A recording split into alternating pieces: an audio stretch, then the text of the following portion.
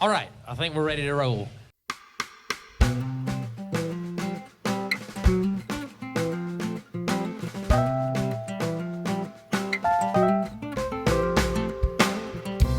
You're listening to Words Like That with Cole Powell, a storytelling podcast.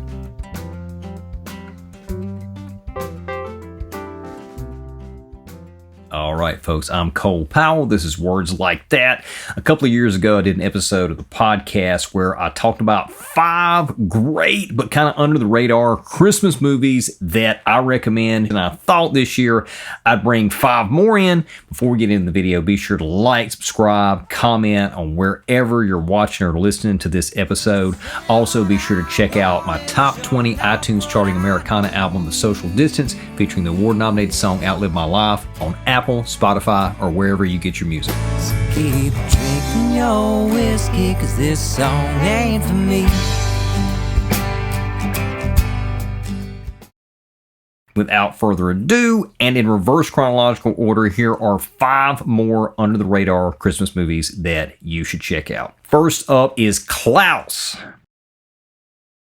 Released by Netflix in 2019, Klaus is a modern 2D animated film that reimagines the origin of Santa Claus in a 19th century Norwegian setting. The film features an all-star voice cast including Jason Schwartzman, Rashida Jones, John Cusack, J.K. Simmons as the titular Klaus, and the late, great Norm Macdonald in his final film released before his death. The film is rendered gorgeously in 2D, traditional hand-drawn animation that's reminiscent of Disney but also has its own distinctive style. The story follows spoiled Norwegian postman Jesper after his postmaster general father exiles him to the remote island of Smearensburg and commissions him to establish a robust postal service among the island's illiterate population as they fight a generations-long blood feud. If that sounds like the craziest setup for a children's Christmas movie, it probably is. In the wilderness outside of the island's main town, Jesper meets Klaus, a childless widowed toy maker / woodsman whose gigantic physique is matched only by the fatherly affection he feels toward children. Desperate to meet his mail quota and return home, Jesper concocts a scheme to trick the town's children into writing Klaus letters asking for toys. But as the kids engage in increasingly nice behavior to ensure their wish list is fulfilled, the island begins experiencing a spiritual renaissance, and Jesper soon finds his own icy selfishness gradually melting away. I have one beef with this movie. It's minor and it's personal, and it's the same beef I have with basically any secret origin of Santa movie, which is we actually know the real origin of Santa Claus because the real guy's name was Saint Nicholas. And as a religious history buff, there's a part of me every time I watch this movie or any movie like it going, no, that's not how it happened. But it's a minor complaint. It does not take away anything from the quality of this film, and there are probably not going to be many, if any, who feel the same way I do watching this movie. If you and your kids like traditional animation and quirky takes on the Santa Claus mythos, this one might be for you. I give Klaus a 9 out of 10. Number 2, The Family Man.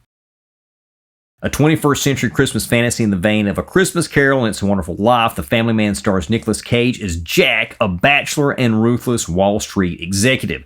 Jack is transported by an angel-like character, played by Don Cheadle, into an alternate life in which Jack married his high school sweetheart, played by Téa Leoni, and is now working in his father-in-law's tire shop as he and his wife raise their 2 children in the suburbs. Initially discomfited and angry, Jack gradually adjusts to life as a husband and father, becoming a better man in the process.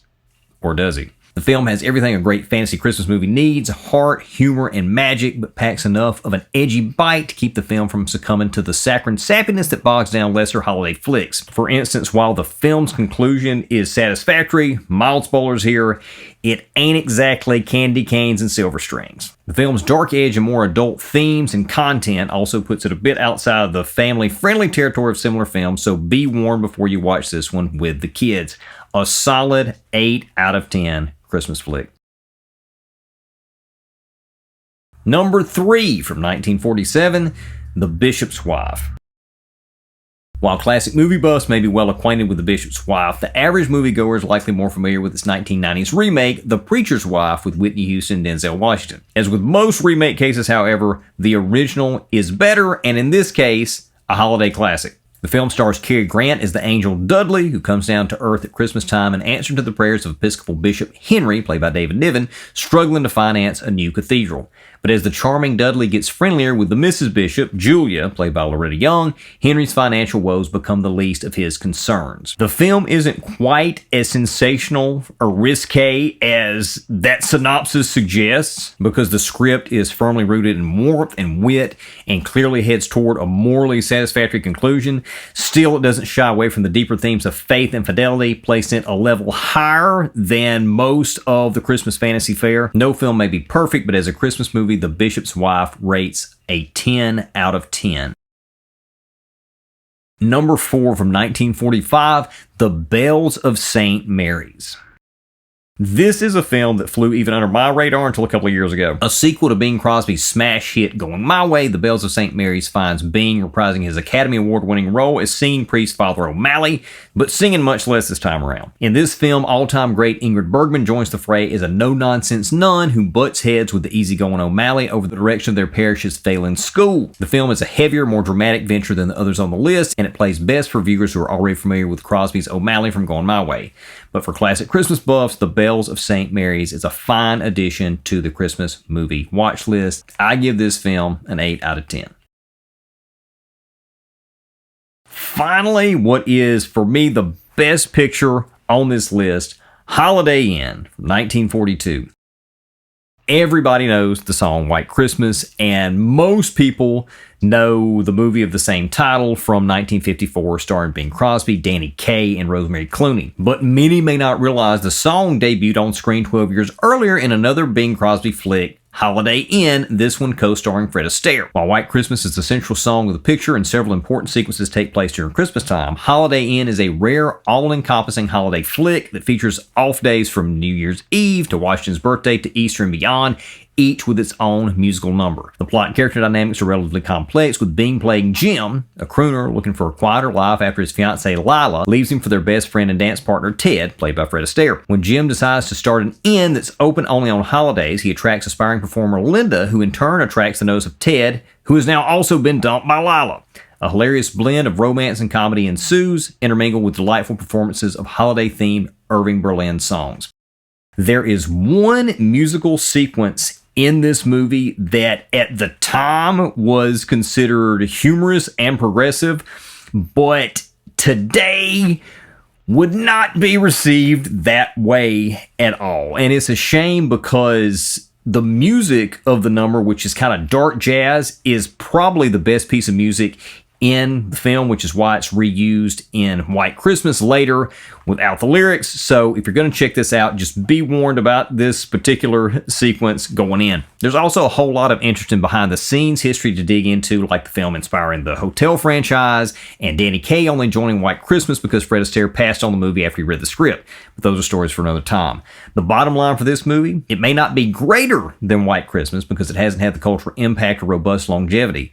But from the plot, the script, acting, and the music, Holiday Inn is a superior Christmas movie in every way and sits as a must-watch for any classic Christmas film buff. I give Holiday Inn a 10 out of 10.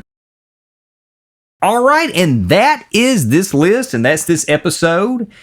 What do you think? Have you seen any of the movies on this list? Have you seen all the movies on this list? You love them or you hate them? You like some, you don't like others? If you haven't seen them, are there any that pique your interest that you may check out? Let us know in the comments wherever you're getting this episode. Again, be sure to like, subscribe.